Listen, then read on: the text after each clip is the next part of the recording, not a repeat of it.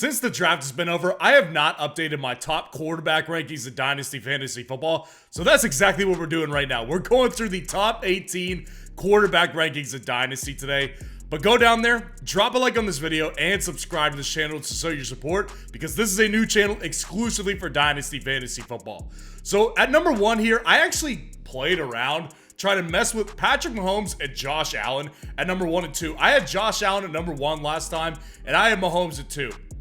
I ended up moving it back to have Patrick Mahomes at number 1 and Josh Allen at 2. And the reason I did that is because with Patrick Mahomes and Josh Allen, yeah, they're both basically around the same age here. The one difference here is that Josh Allen is just more mobile than Patrick Mahomes. So yes, while he will still, for the most part, provide more fantasy upside while he's in his prime, just because he can run more than Patrick Mahomes can, I don't think he's going to last as long as Patrick Mahomes will, because Patrick Mahomes, yes, he is mobile, but he's definitely more of a get it out of your hands type of quarterback who's not really taking as many chances, especially as Josh Allen running the ball. So yeah, the fantasy upside isn't quite as high, but I think just as far as longevity goes, this is just a situation I'd rather have Patrick Mahomes in most dynasty leagues that I'm in. I would rather just take the guy that I know will be around for multiple years, and with Josh Allen, I'm not as certain of that. And at number 3 and 4, I've got Joe Burrow and CJ Stroud. Now, I know people argued with me last time when I had Joe Burrow at number 3, and I don't really, I get the concerns with Joe Burrow, right? He's oft injured, and it's not like this is something that's predictable to go away. I mean, his offensive line is still it's still under construction. It's not an issue that looks like it's gone away immediately this offseason. They invested draft capital in getting another tackle, and they've already got some high-paid offensive linemen on the offensive squad already. But it has not stopped this offense from failing Joe Burrow in the front 5. So Joe Burrow, I can see the concerns here. I prefer him over CJ Stroud because we've seen more of it from Joe Burrow when he plays. When Joe Burrow is healthy, that guy can get hot, and he can ride the wave, man. He's got the weapons, and so does CJ Stroud now as well. And I think there's an argument to be made that CJ should be at number 3. I think they're in the same tier here for a reason. If you want to put Joe Burrow at 4 and put CJ at number 3, I totally understand that. I don't really understand going much lower than number 4 with Joe Burrow, though. With CJ Stroud, obviously, it's a very similar situation, actually, to Cincinnati. Both these guys have, it looks like, improving offensive lines, but still not fantastic. They've also got tremendous weapons around them. So there's a lot there for CJ Stroud, just like there is with Joe Burrow. That's why I've got CJ Stroud at number 4, while I've got Joe Burrow at 3, because I've seen a little bit more from Joe Burrow. At number 5 and 6, the two runners, Jalen Hurts, Lamar Jackson here. Now, Jalen Hurts, to me, the reason I've got him above Lamar is it's simply because of age. Jalen Hurts just hasn't taken as much beating as Lamar Jackson has. Actually, there's probably an argument to be made he's taken a little bit more beating than Lamar Jackson, because Lamar is not the type of runner that is going to run up the middle and get hit by defenders. Lamar Jackson is an expert at making guys miss here. But there's just another couple of years older that we have to factor into Lamar Jackson here. Lamar Jackson has gotten more banged up over his career than Jalen Hurts has. Jalen Hurts has just not had as many injuries that have sidelined him as Lamar Jackson has. So what is the durability of both of these guys? Well, just from a running perspective, Jalen Hurts runs more physically, but it seems like he's more durable just because he's more physically built and he's had less injuries that have sidelined him. Whereas with Lamar Jackson, he's actually way more elusive than Jalen Hurts is, but he's actually had more injuries that have ended his season early than Jalen Hurts has. So they're both obviously tremendous upside players. Jalen Hurts struggled a little bit last year. I can see a world where Jalen Hurts is not the quarterback of the future in Philly, but I'm not on that board yet. I've still got Jalen Hurts at number 5 and Lamar Jackson at number 6. At number 7 and 8, Justin Herbert and Anthony Richardson. Now, with Justin Herbert here, I'll be honest with you, I played around with this one a couple different times. I just really wanted to see how I felt ranking Anthony Richardson, the next couple guys, ahead of Justin Herbert, and I really just didn't feel comfortable doing it. So I had to put him here at 7. Listen, we can argue all day about if Justin Herbert is overrated, and I actually think he is a little bit. But what we can't argue with is his situation is now better than it ever has been. I'm not talking about his weapons. His weapons are obviously way weaker than they have been in his entire career. No more Keenan Allen, no more Mike Williams, no more Austin Eckler. Totally get that. Where he succeeds at, and I think where he will find the most stability and the future upside will come, is because of Jim Harbaugh. Jim Harbaugh is all he's done is win everywhere. Jim Harbaugh will come in and stabilize the culture here for Justin Herbert. So yes, there's not weapons today, but there will be weapons tomorrow. There will be weapons next year. There will be weapons 2 years from now. And Justin Herbert is still very, very young. So I just believe in the upside, both from what we've already seen from him, and I do believe that with the weapons that he gets, Jim Harbaugh's already going to make him more efficient, so get him better weapons. It's just going to be better for Justin Herbert for sure. With Anthony Richardson, I love the upside more. I think he's got more upside than Justin Herbert. We just need to see it. He's only given us like a 3-game sample size of upside that we can actually calculate on a spreadsheet. What I've seen watching the guy play, he's an ultra athlete, one of the best arms in football already, at least last year. But now he had a shoulder injury because he's such a physical runner. So the question pops up for me is like, okay, are they going to try to minimize his rushing upside because he got hurt doing it last year? It would make a little bit of sense if you want to preserve this guy for the long term. And his completion percentage was not great last year. So he needs to get that up. So there's still questions with Anthony Richardson. With the upside he has, I just can't see him outside of the top 10 though. Jordan Love at number 9 and Caleb Williams at number 10. Now again, with Justin Herbert, I played around having him behind Jordan Love, having him behind Caleb Williams. And I just couldn't do it because of the lack of experience for both of these guys. And let me be clear on this. I love Jordan Love. I'm big on him.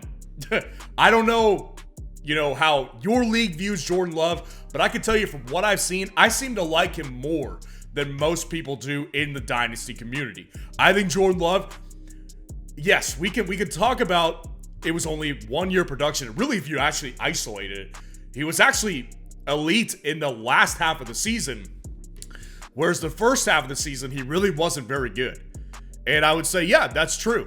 He was also getting adjusted to the NFL speed because he had never started for Green Bay in the first half of the year. And then he gets up to speed. This is what he's got. He's got Matt LaFleur, who proved himself, in my opinion, last year to be an elite head coach on offense. I think he's an elite offensive coach. So he's got Matt LaFleur, who's very young, by the way. He's going to grow with Matt LaFleur. He's also got really good weapons. Not a dominant alpha male wide receiver 1 here, but as far as a collection of guys, Jaden Reed, Christian Watson when healthy, Romeo Doubs, and Dontavian Wicks, I mean, that's a great wide receiver room right there. That's fantastic. And then you get Josh Jacobs at running back and Marshawn Lloyd, who I actually really like, before the NFL draft into Green Bay. There's so many weapons around him, and his offensive line is great as well. So I love Jordan Love personally. And with Caleb Williams, again, just lack of experience. Nothing against Caleb Williams. I think he's going to be really good, actually. I'm a big believer in Caleb Williams. The situation is elite. The situation with the wide receivers, he's got 3 alpha wide receiver 1s. We just talked about Green Bay, how they don't really have an established alpha. Chicago has 3 alpha wide receiver 1s. It's so rare to have that. So he's going to be immediately helped by those 3 wide receivers immediately as soon as he steps on the field. He's got a rebuilding offensive line. They're not great yet. But just based on what he did in college, Caleb Williams is going to come in and just mesh really well with wide receivers because he's very much an improviser. He's got an elite arm talent, and he can also run. So there's a lot of upside here with Caleb Williams. I just want to see it first. Trevor Lawrence at 11 and Kyler Murray at 12. So with Trevor Lawrence here, this is kind of the line where I was like, with Justin Herbert, I can't rank. There's no way I could rank Trevor Lawrence over Justin Herbert. I get it. He's got him on age, and, he theoretically could grow a little bit more. The problem is this. He's never been as productive as Justin Herbert has been. And it's not because he doesn't have weapons. Trevor Lawrence has weapons. He's got Travis Etienne to help out in the run game. He's got Christian Kirk, who similar to like a poor man's Keenan Allen. And he had Zay Jones for a while, and now he's got Gabe Davis and Brian Thomas Jr. So there's weapons here for Trevor Lawrence. The problem is he's never thrown for 30-plus touchdowns in a season. The production just really hasn't been there very much with Trevor Lawrence. He's never had 20 fantasy point per game season, maxed out at like 17 and a half. So I like Trevor Lawrence. He's a bottom end quarterback one, though. I mean, that's just the reality of the situation.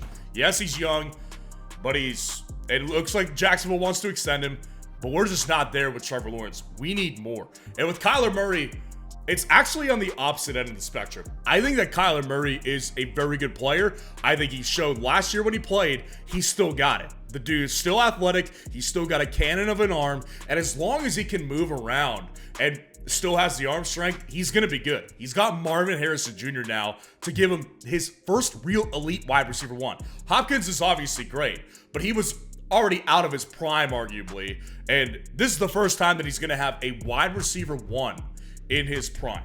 So I think that the pieces are there for Kyler Murray, especially with the ascending tight end with Trey McBride. What I don't like with Kyler Murray is the fact that Kyler Murray is getting closer to 30. He's not obviously there yet, but what we saw from Russell Wilson when he hit 30 is what I fear we'll see with Kyler Murray. He's a very similar player to Russ. He's more mobile than Russ and more athletic than Russ was, but Russ was very athletic. He was very mobile.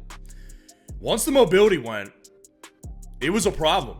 And I do fear that with Kyler Murray. I fear when Kyler Murray loses his mobility and he's had lower body injuries, he's coming off of one, what is the upside going to be?